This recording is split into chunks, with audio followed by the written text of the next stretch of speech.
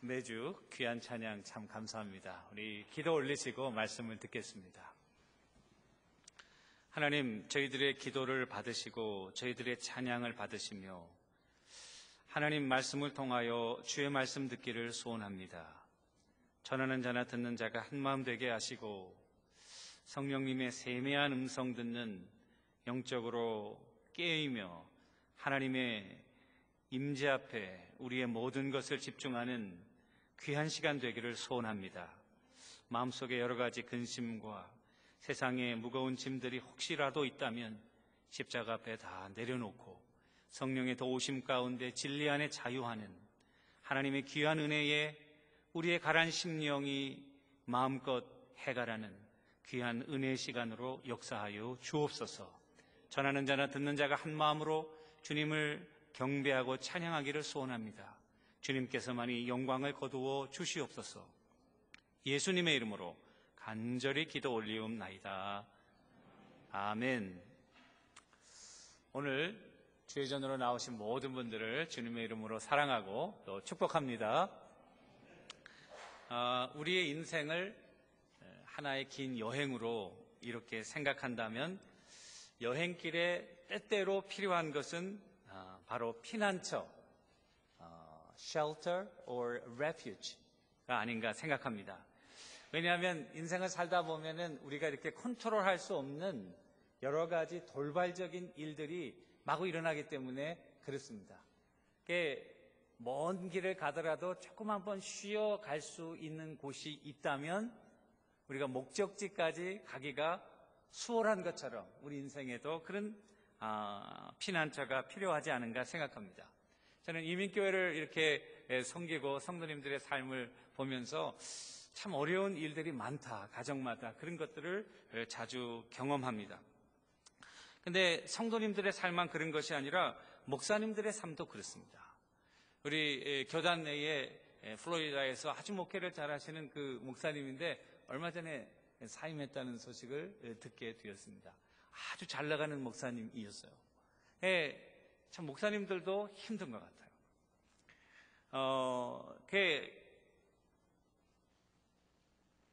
목회자들에게도 그런 피난처가 필요하다는 것들을 잘 보여주는 그런 조크가 있는데 이런 말이 있습니다. 한국에 있는 큰 대형교회 목사님들은 어떤 목회를 할까? 그럼 어떤 목회를 할 것 같습니까? 한번 생각해 보셨어요? 기분 좋은 목회를 할 것 같죠? 이 조크에 하면 피 흘리는 목회를 하고 있대요. 겉으로 볼 때는 좋은 것 같아도 피 흘리는 목회를 하고 있다. 그러면은 개척교회 목사님들은 어떨까? 어떨 것 같습니까, 여러분? 피를 말리는 목회를 하고 있답니다. 그리고 이민교회 목사님들은 어떨까? 저를 두고 하는 말이겠죠? 뭘 것 같아요? 피를 토하는 목회를 하고 있다. 어떤 목회를 하든 피는 피하지는 못하는 것 같아요. 좀 이해는 가는 것 같아요. 오늘 20장에 보니까 이게 도피성에 관한 거예요. The cities of refuge, shelter에 관한 말씀입니다. 12지파를 다 분배했잖아요. 그 다음에 하나님께서 도피성을 정하라고 말해요. 그런데 왜 갑자기 도피성을 정하라고 할까? 그런데 조금만 생각해 보면 that's very natural. 왜냐하면은 이제 12지파가 다 settle down 된 거예요. 그런데 settle down 할 때 이제는 완전히 라이프 스타일이 달라졌겠죠? 옛날에는 정처 없이 나그네처럼 살아왔거든요. 그런데 한 곳에서 정착하고 땅을 갈고 살다가 보면은 갈등도 생기고 어려움도 생기고 이해관계도 서로 부딪히고 그러다 보면은 미워하고 시기하고 심지어는 사람을 죽이는 일까지 있을 거라 그 말이죠. 그러니까 여기에서는 다 정착한 다음에 첫 번째로 도피성 정해가지고 애꿎게 사람이 죽는 일이 없도록 한 가족이 그것으로 말미암아 서로 싸워가지고 한 가족이 없어지는 일이 없도록 서로 사랑하고 이해하고 격려하며 살아가도록 하나님이 정말 중요한 그 성들을 정했는데 그게 오늘 도피성이라는 제도입니다. 그래서 오늘 본문 20장에는 1절부터 9절까지 비교적 짧은 구절이에요. 그렇지만 이 모든 구절이 다 도피성에 관한 말씀입니다. 그래서 이 말씀들을 중심으로 한 세 가지로 오늘 말씀을 상고해 보려고 해요. 첫 번째는 도대체 도피성이라는 것이 무엇인가? 그 목적이 뭐고 그 의도는 뭔가? 두 번째, 하나님께서 도피성을 우리에게 준 것은 무엇을 의도하셔서 주신 것인가? 마지막으로 예수님은 우리의 영원한 도피성이라고 하는 사실, 이 세 가지를 가지고 성령님께서 여러분들과 저에게 예비하신 큰 은혜 있게 되기를 주님의 이름으로 축원합니다. 첫 번째, 도피성이란, 이 도피성은요, 여호수아가 아주 기발한 아이디어를 내가지고 이 6개를 정하자, 그것이 아니었습니다. 이것은 여호수아가 땅에 들어가기도 한참 전에 이미 하나님께서 모세에게 너 앞으로 땅에 들어갈 터인데 땅에 들어가면은 그 땅을 정복하고 그리고 정착하라. 그리고 정착한 다음에 도피성을 정하라. 오래전에 이야기한 거예요. 출애굽기 21장 12절과 14절 이 도피성에 관한 중요한 구약의 레퍼런스 중에 하나인데요. 이렇게 되어 있습니다. 사람을 쳐 죽인 자는 반드시 죽일 것이나 만일 사람이 고의적으로가 한 것이 아니라 나 하나님이 그의 손에 넘긴 것이면은 내가 그를 위하여 한 곳을 정하리니 그 사람이 그리로 도망할 것이며 사람이 그의 이웃을 고의로 죽였으면 너는 그를 내 제단에서라도 잡아내려 죽일지니라. 이렇게 되어 있어요. 그러니까 도피성의 이야기를 하는데 도피성을 처음 얘기하지 않고 사람을 의도적으로 죽인 거를 먼저 얘기하고 그 다음에 도피성에 관한 거 이야기하고 그 다음에 다시 사람을 의도적으로 죽인 걸 얘기해. 그러니까 사람을 의도적으로 죽인 것 살인에 대해서는 반드시 사람을 죽여야 된다 얘기하고 그 사이에다가 오늘 이 도피성에 관한 이야기를 놓고 있다는 이야기입니다. 그러니까 쳐 죽인다고 하는 것은 이렇게 밀쳐서 액시던탈리 죽인 것이 아니라 의도를 가지고 이게 때린다는 걸 의미하죠, 여러분. 이 말씀을 보면 뭘 알 수 있냐면은 하나님께서 사람을 죽인 것도 구별하신다는 사실을 알 수 있어요. 사람이 죽었다고 해서 똑같이 다 살인한 게 아니라 그 말이에요. 하나는 의도적으로, intentionally, premeditate, 미리 다 생각하고 계획하고 앰부시할 건가, 뭘로 죽일 건가 이런 것들을 계획해서 사람을 죽인 살인사건이 있는가 하면 정말 아무런 그런 의도 없이 고의가 아니고 unintentionally, accidentally, 사고로 인해서 불의 중에 우리가 살다 보면 그런 사건도 있을 수 있다는 거예요. 신명기 19장도 이 도피성에 관한 중요한 구약의 레퍼런스인데요. 제가 지금 출애굽기 21장 얘기했어요. 그 다음에 출애굽기 19장. 거기에 보면은 고의로 말고 사고로 사람을 죽이게 되는 경우가 어떤 경우인지 예가 나와 있어요. 그 예는 이와 같습니다. 사람이 그 이웃과 함께 벌목을 하기 위해 손에 도끼를 들고 나무를 찍을 때 도끼가 자루에서 빠져서 사람을 쳐 죽인 것, 이거예요. 같이 나무를 하러 간 거예요. 근데 나무를 하다가 보니까 사고로 인해서 그 도끼 날이 빠져가지고, 여러분 군대 가면 오발이 명중이라는 말이 있어요. 오발이 나면요 꼭 사람이 맞아요. 그런 것처럼 이게 찍으려고 나무를 찍었는데 그 도끼 자루가 빠져가지고 사람이 맞은 거예요. 같이 갔던 그 사람이 죽은 거예요. 그러니까 분명히 이 성경은 고의적으로 사람을 죽인 것에 대해서는 해당하는 그런 죽음을 죽여야 한다고 말하고 있어요. 그러나 신명기 19장과 같이 아무런 사전에 그런 의도와 계획이 없이 순수한 사고일 경우는 그 사람이 목숨을 보존할 수 있도록 길을 열어줬는데 그게 뭐냐면 도피성이라는 거예요.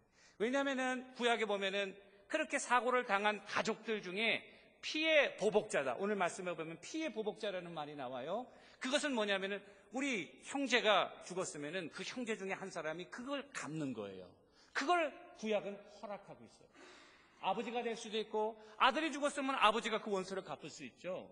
아버지가 죽었으면 아들이 그 원수를 갚을 수 있는 거죠. 형이 죽었으면 동생이 원수를 갚을 수 있는 거죠. 그런데 이게 만일 사고사였으면은 그 사람을 죽게 나부려 두는 것은 하나님의 정의에 합당하지 않다 그 말이에요. 따라서 이 도피성의 제도는요, 아무것도 아닌 것 같지만은 굉장히 중요한 의미를 가집니다. 한 4가지로 그 중요성을 요약할 수 있어요. 첫 번째는 여러분, 살인하지 말라. 이게 구약을 우리가 생각할 때 살인하지 말라. 이게, 그리고 사람을 죽여라. 이게 굉장히 잔인한 것 같지만은, 그러나 살인한 자는 반드시 죽이라는 그 포커스, 원래 의도는 무엇입니까? 넌 살인했으니까 반드시 죽여라는 게 아니에요. 사람을 죽이게 될 경우 너도 죽게 된다는 하나님의 심판이 있는 것을 알고 therefore do not kill. 그 말이에요. 이 율법을 우리가 잘 이해해야 돼요. 하나님과 우리와 커뮤니케이션 할 수 있는 방법이 글로, 우리가 알아들을 수 있는 언어이잖아요. 근데 언어로 우리의 생각과 그 의도가 잘 판단이 안 된다고요. 하나님의 말씀을 해석할 때에 물론 우리가 말씀대로 해석하지만은 하나님께서 이 말씀을 주신 의도와 목적이 무엇일까? 바리새인들은 어떻게 했어요? 문자만 보는 거예요. 문자만. 근데 사도 바울은 the letter kills. 이 문자가 사람을 죽이는 거예요. 그런데 복음, 하나님의 말씀, 그 의도는 하나님 사람을 살리는 것 아닙니까? 그러니까 중요한 것은 하나님이 왜 그런 법을 우리에게 주셨을까? 너희가 살 때에 사람을 죽여서는 안 된다. 죽일 경우에는 너도 죽는다는 것을 가르쳐 주는 거예요. 그러므로 사람이 서로 죽이지 않고 살도록 방지, 결과로 인한 그 결과를 처리하는 것이 아니라 결과가 발생하기 이전에 미리 미연에 방지하는 방지의 그런 목적이 더 커요. 두 번째는요, 동기의 법이에요. 우린 구약을 생각할 때 이게 결과적이고 행위에 포커스를 둔다고 생각하지만은 구약도 신약과 똑같아요. 거기에 보면 하나님의 의도가 들어가 있어요. 그 의도를 가지고 문자적으로 볼 때에 하나님의 참된 말씀의 의미가 드러나는 거예요. 의도는 다 버리고요. 하나님의 그런 원래 의도는 버리고 그냥 말씀 그 글자 자체에만 포커스를 하게 되면 하나님의 참 의도를 잃어버리기가 십상이라고요. 세 번째는 정의의 법이죠. 눈에는 눈이고 이에는 이예요. 목숨을 빼앗아 갔으면 목숨을 취하는 것. 근데 이게 잔인한 법이 아닌가? 그런데 여러분, 이게 잔인한 법이 아닙니다. 정의의 법입니다. 왜냐하면 너가 상해를 가한 만큼 보상을 자기가 하는 거예요. 손을 못 쓰게 했으면 자기의 손도 그만큼 해를 받는 거예요. 그 이상을 받지 않는 거예요. 그러니까 어떻게 보면 잔인한 것 같지만 굉장히 정의로운 법이에요. 그러니까 페어한 거예요, 아주. 그래서 정의의 법을 얘기해 주고요. 마지막은 자비의 법입니다. 사람을 죽였으면 생명인데 이것은 의도가 없었기 때문에 하나님이 그 사람을 살려주는 거예요. 그러니까 이런 법들을 보면은 하나님의 그 속성, 이 도피성의 임재 자체, 도피성을 보는 사람들은 하나님은 정의로운 하나님이구나. 하나님은 공의로운 하나님이구나. 하나님은 자비하신 하나님이구나. 우리가 인생에 살 때 원하지 않은, 뜻하지 않은 사고로 어려움을 당했지만 하나님께 피할 수 있는 곳이 우리에게 있구나.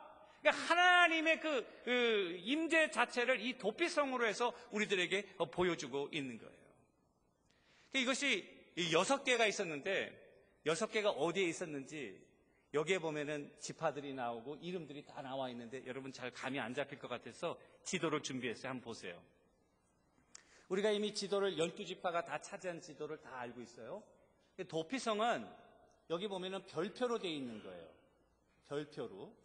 여기 보면 남쪽의 유다 헤브론 지역이에요. 이 유다 헤브론 지역은 갈렙이 차지하고 있는 바로 그 지역이죠. 여기에 하나 도피성이 있고요. 그 다음에 에브라임 지파의 에브라임 땅의 세겜이다 그래서 여기는 므낫세로 들어가 있지만은 이 세겜이 말이에요. 경계입니다. 므낫세하고 에브라임하고 경계예요. 여기에는 세겜이 약간 위로 올라가 있는 것 같지만 이 경계가 사실은 굉장히 조금 불분명해요. 그런데 오늘 말씀에는 이 세겜이 에브라임 지파에 속해 있다 이렇게 돼 있어요. 여기 있어요. 그 다음에 하나는 납달리 지파의 갈릴리 가데스다 그랬어요. 이 갈릴리에서도 한참 위, 한 15마일 정도 위인데요. 여기는 납달리 지파고 요 맨 위에 단 지파가 자리 잡고 있습니다. 그리고 루벤 지파 외에 베젤이라는 데가 있고요. 그 다음에 갓 지파가 자리 잡고 있는데 길르앗 라못이라는 곳이 여기 있고, 여기가 골란이라는 데인데 므낫세 반지파가 자리 잡고 있죠. 이 위쪽은 이게 골란 고원이죠. 그리고 여기가 바로 시리아, 지금 문제가 되고 있는 시리아가 이 위에 이렇게 자리 잡고 있습니다. 이거 보시면요, 지도도 6군데도 랜덤하게 한 게 아니에요. 얼마나 골고루 잘 퍼져 있는지 몰라요. 요단강을 중심으로 여기 3개, 여기 3개 딱 돼 있어요. 그리고 이게 말이죠, 여기서부터 여기까지가 한 50마일 됩니다. Around 40 or 50 miles. 여기가 조금 50마일이 안 되고요. 여기는 50마일이 조금 넘어요. 그러니까 여기를 보시면 거리도 아주 균등하게 여기 커버할 수 있는 위치가 이렇게 다 커버할 수 있도록, 이쪽에서도 여기 3개, 여긴 조금 짧지만 여기 좀 길고요. 그런 식으로 해서 모든 사람이 그와 같은 사고를 당했을 때 이 12지파의 어느 사람도 그런 불이익을 당하지 않도록 하나님께서 이렇게 골고루 여기에다가 이 도피성을 마련해 놓았다는 사실입니다. 자, 그러면은 이제 두 번째로 넘어가서 왜 하나님이 이렇게 도피성을 우리에게 주셨을까 그래요? 오늘 말씀해 보면은 간단하죠. 억울하게 자기의 목숨을 잃는 일이 없도록 그렇게 하나님이 배려를 한 거예요. 그런데 여러분, 이 제도가 저는 이거 생각하면서 이거 분명히 남용될 수 있겠는데, 그런 생각이 들지 않아요? 자기가 의도적으로 사람을 죽이고 그 다음에 이게 도피성이다, 그런 남용되는 것을 막기 위해서 오늘 말씀해 보면은 살인자는 반드시 죽이라. 또 신명기 5장에 보면은 사람을 죽였을 때 철 연장으로 죽였으면 그것은 반드시 살인이다. 왜냐하면 철이라고 하는 것은 굉장히 딱딱한 오브젝트이고 사람을 죽일 수 있는 거기 때문에 그것으로 사람을 때렸다면 그것은 살인에 해당한다, 이렇게 얘기해요. 돌도 마찬가지고, 그리고 나무도 마찬가지고, 그런 것들을 이렇게 정해놔요. 그래서 이렇게 고의적인 살인을 같이 이 액시던탈한 데서 연결하고 하는 것은 분명히 그것 남용되는 이 예들을 막기 위한 하나님의 법인 걸 알고 있고요. 사고로 자기가 그렇게 사람을 죽인 경우라고 하면은 일단 도망가죠. 도망가서 도피성에 가면 성 그 게이트의 장로들이 이렇게 거기 모여 있게 되고요. 장로들에게 자기 케이스를 얘기하는 거예요. 내가 이런 케이스로 인해서 이렇게 해서 사고로 사람이 죽었다. 그러면은 장로들이 그걸 듣고 이것이 정당한 케이스인가 아니면 거짓말인가를 판단해서, 거짓말일 경우는 어벤져에게 넘겨주고요. 실제 이게 가능성이 있는 실질적인 것이다 라는 진실이 판단되면 그 다음에 이 사람을 성 안으로 들여서 어벤져가 오기 전까지, 피해 보복자가 오기 전까지 살게 해주고 일정한 재판을 거쳐서 이 사람이 정당하게 정말 사고를 낸 것인지 그거를 판단하도록. 그래서 정말 무죄가 되면 어떻게 될까요? 그 성에서 사는 거예요. 사는데 계속 살 수 있어요. 언제까지 사냐면은 대제사장이 죽을 때까지. 대제사장이 10년을 살고 죽었다 그러면은 10년 후에는 자기 고향으로 돌아갈 수 있는 그와 같은 제도예요. 현대에는 이런 제도가 없어요. 그런데 여러분, 이 제도를 한번 가만히 생각해 보세요. 그래서 어메이징한 하나님의 그런 지혜가 있는 제도 같아요. 그게 하나님의 공의와 그리고 하나님의 그 사랑을 동시에 만족시키는 그와 같은 제도. 이게 언제 일이냐면 여호수아 시대니까, 여호수아가 주전 1400년이니까 지금으로 얘기하면 3500년 전이라. 3500년 전에 이런 하나님의 공의와 정의를 실현할 수 있는 법을 하나님이 주셨다고 하는 것은 이건 놀라운 거예요. 지금도 이런 법이 있다면 이건 아주 굉장한 그런 정의와 공의를 실현하는데 기여가 되지 않을까, 그런 생각을 해봐요. 여러분들과 내가 사고를 당하지 않는 법이 어디 있어요? 인생을 살면서. 저는 처음 미국 와서 이렇게 차를 사고 운전을 했어요. 그런데 제 첫 차가 토요타 셀리카였습니다. 토요타 셀리카 잘 모르시는 분이 있으시는 것 같아서 제가 설명해 드리는데, 그 스포츠카입니다. 얼마나 멋있는지 몰라요. 근데 그거 어디서 샀냐면 딜러에서 산 게 아니라 야드 세일에 나왔더라고, 차가. 참, 그래서 야, 차를 야드 세일에서도 파는구나. 근데 가격이 말이에요. 그래서 amazingly cheap. 너무너무 싼 거예요. 그래서 그 생기기도 멀쩡하게 생겼어요. 그래서 이야, 정말 죽으라는 법은 없구나. 하나님이 가난한 신학생에게 이런 은혜를 베푼다고 차를 샀어요. 딜러십에 가서 산 게 아니고 야드세일에서 샀어요. 그때 주인이 딱 한마디 하더라고. 엔진 오일이 조금씩 샌대요. 그래서 아이고 뭐 조금 세면 어떠냐고, 집도 새는데 뭐 차를 모르니까요. 뭐 조금 새니까 이렇게 뭐 타도 되는가 보다. 그랬더니 그게 아니더라고요. 그동안 그 수리비가 들어가는데요. 미케닉이 저보고, 목사님 다 갈았어요. 이제 엔진만 갈면 이 차는 새 차가 된대요. 뭐 타이어서부터. 내가 이게 차를 함부로 사는 게 아니구나. 근데 그 차를 이제 몰고 이게 서투르니까요. 기숙사에서 나와가지고 이제 강의를 들어가려고 차를 빼는데 그 백기어를 넣고 팍 밟았는데요.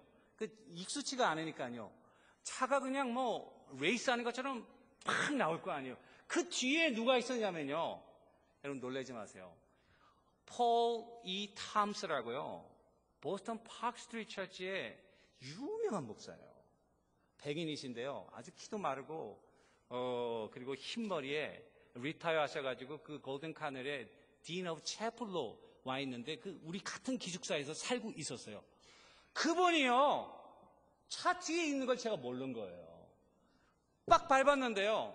정말 제가 거짓말 안 하고요. 0.01초를 제 차를 딱 비껴 나가자마자 제 차가 빡 나왔어요. 그런데요. 그 목사님은 저 사람이 운전도 참 괴팍하게 한다. 그리고 아마 그게 사고인지 모르고 그러셨을 거예요. 그런데 정말 0.1초만 늦었으면요. 그 목사님 제가 차로 쳤어요. 그러면은 제가 유학 왔거든요. 훌륭한 목사가 되려고요. 그런데 더 훌륭한 목사님을 차를 쳐서 죽이면 물론 그걸로 유명해지긴 하겠지만 오늘 여러분 만나기는 좀 힘들었을 것 같아요.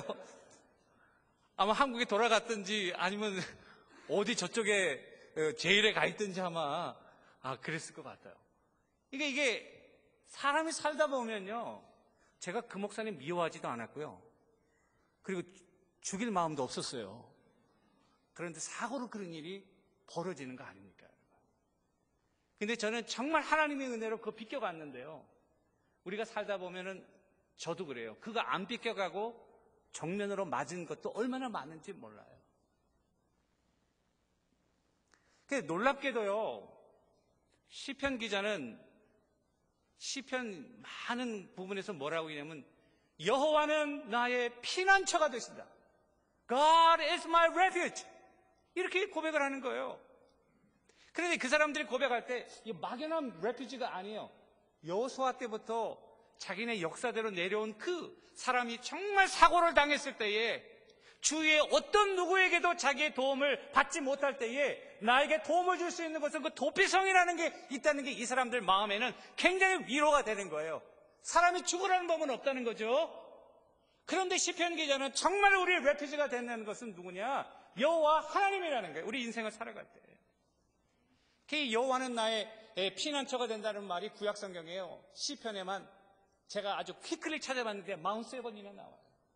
다윗의 시 중에도 여호와는 나의 피난처시고 환난 중에 만날 큰 도움이시라. 다윗이 고백하고요. 다윗은 인생에 정말 어려움을 겪었던 사람이에요. 하나님을 믿는 믿음으로 잘못한 거 없어요. 정말 골리앗을 무찌르고 이스라엘의 새로운 그런 승리를 가져다 준 그와 같은 하나님의 사람이었어요. 그런데 미움과 시기 가운데 그가 죽임을 당하기 위해 쫓겨다니는데요. 정말 힘든 생활을 10여 년 동안 하면서 가족으로부터 버림을 당했고 부모도 나를 버렸다고 그랬어요. 여러분 성경을 보시면 다윗의 시예요. 부모가 어떻게 그를 버렸는지 모르지만은 부모도 살아남기 위해서 그 사울이 왕의 권력과 군사를 가지고 그 아들을 쥐잡듯이 잡는데 말이죠. 어떡하겠어요? 힘든 거죠. 친구도 없고요. 그럴 때 다윗이 고백하는 말, 여호와는 나의 목자시다. 여호와는 나의 피난처가 되시다. 환난 중에 만날 큰 도움이시다.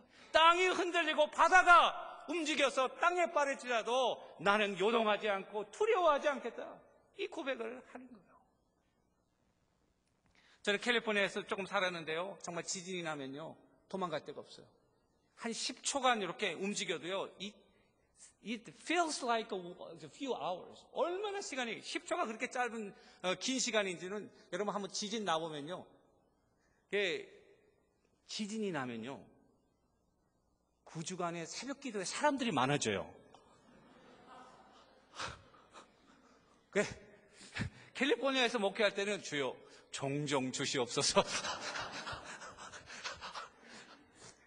안 나오셨다가 지진이 딱 나잖아요. 그러면 그 다음날 새벽 기도 사람이 확 많아지고요. 아주 기도 소리도 아주 뜨겁게 되더라고요. 그런데 정말 땅이 물처럼 움직여요. 물처럼 움직여 도망갈 데가 없어요. 이리 가도 움직이고 저리 가도 움직이고 심되고 장이고 다 움직이는 거예요. 그런데 그와 같은 그 어려운 가운데서도 여호와가 나의 그 피난처가 되시니까 내가 두려워하지 않겠다는 것이 이 시편 기자의 놀라운 말씀이에요. 저는 인생을 살면서 땅을 흔들리는 그런 것들 많이 봤어요.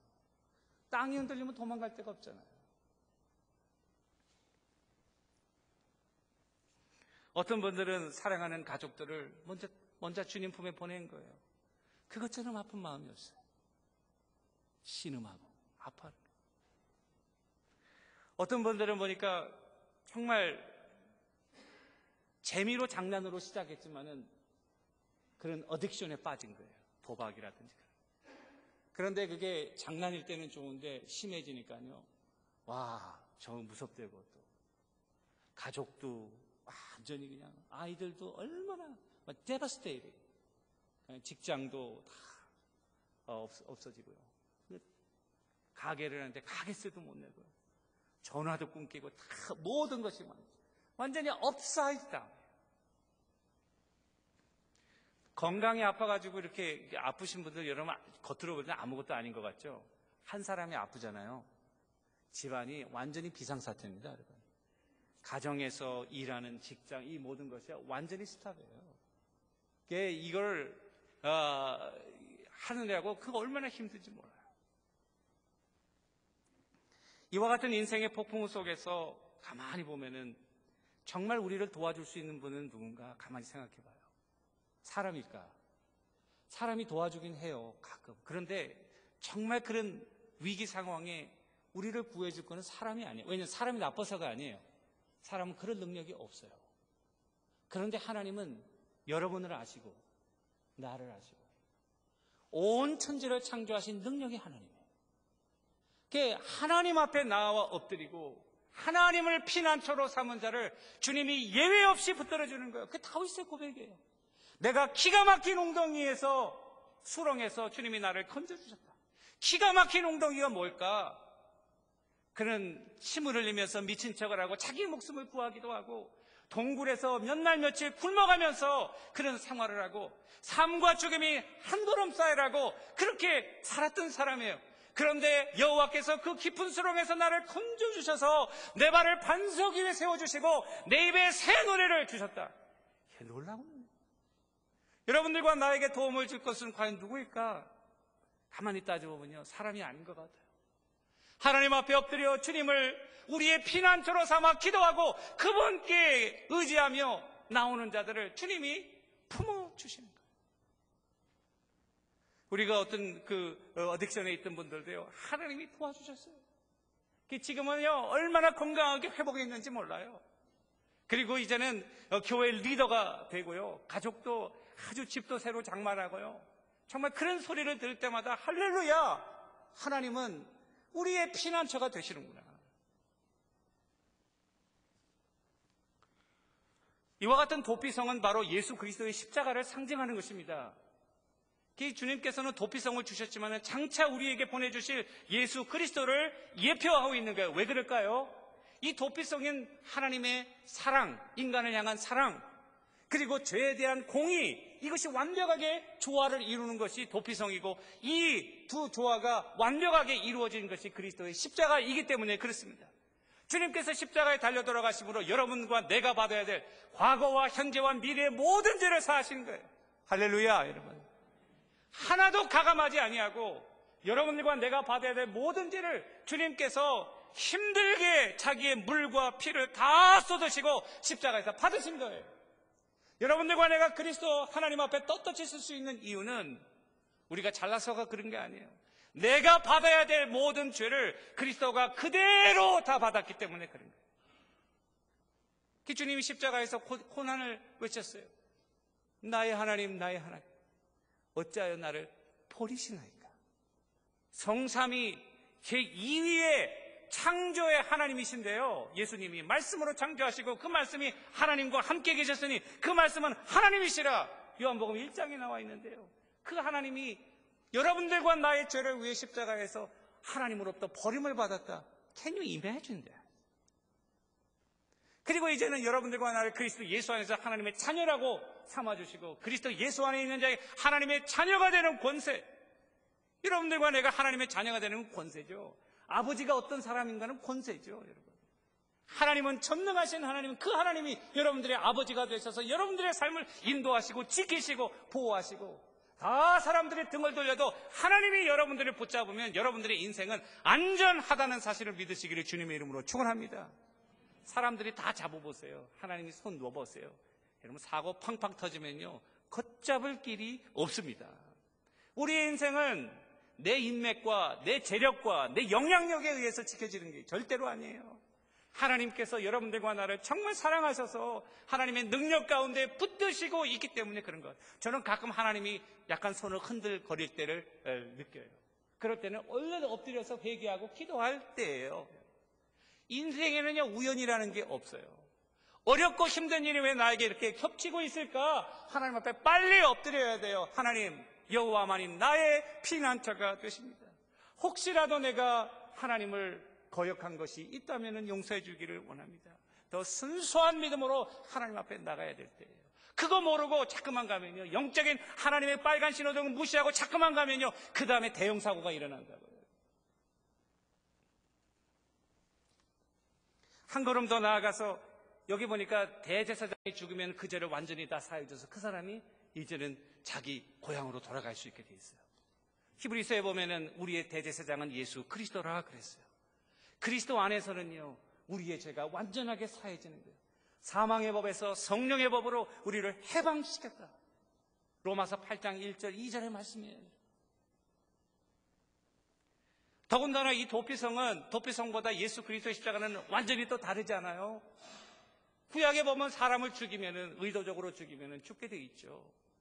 그러나 그리스도 예수 안에서는 어떠한 죄를 지었어도, 정말 이 세상에서는 용서받지 못할 죄를 지었어도 십자가 앞에 나와 겸손히 회개하고 자기의 죄를 뉘우치면은요, 주님이 그 죄를 용서하신다는 사실을 믿으시기를 주님의 이름으로 축원합니다. 이게요, 복음의 능력입니다. 죄와 사망의 법에서 너를 해방시켰다. Set us free from the bondage of sin and death.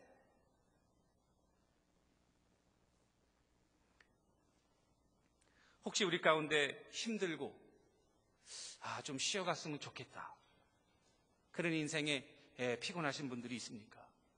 여러분들의 마음의 눈을 떠서 우리의 영원한 도피성 대신 예수 그리스도를 바라볼 수 있게 되기를 주님의 이름으로 축원합니다. 말씀을 마무리 지으려고 합니다.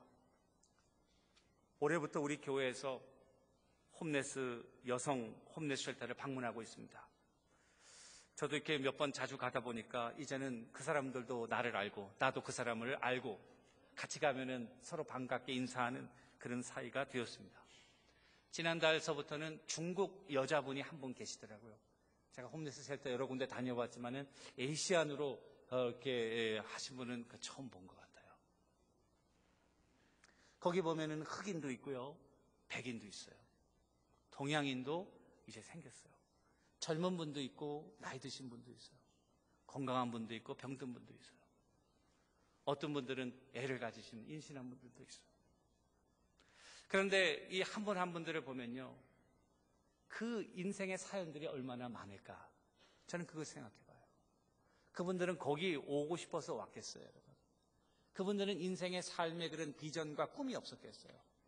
그런데 뜻하지 않은 사고와 환경과 그런 잘못된 디시전으로 어떻게 보면은 그렇게 와 계신 거라고요. 우리가 뭐 가서 음식을 이렇게 해드리고 가서 이렇게 악수하고 허그해주고 그거 뭐 얼마나 되겠습니까? 그런데 간절히 기도하면서 우리가 하는 그런 의도가 있어요. 그것은 You are not alone.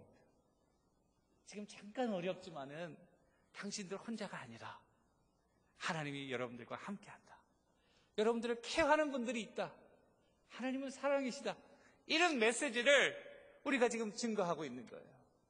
그분들이 거기에 힘을 얻고 그런 인생의 어려운 기간을 잘 견뎌서 새롭게 인생을 시작하는 계기가 되도록 그렇게 될 줄로 믿습니다, 여러분. 우리를 있는 그대로 받아주시는 주님 앞에 여러분들과 내가 인생에 지치고 힘들 때에 다 우리의 문제를 주의 피난처에 주님께로 다 내려놓을 수 있는 하나님의 은혜가 여러분들과 저에게 있게 되기를 주님의 이름으로 축원합니다. 이 6개의 엄연히 서 있는 도피성은 하나님은 우리를 사랑하신다. He cares about us.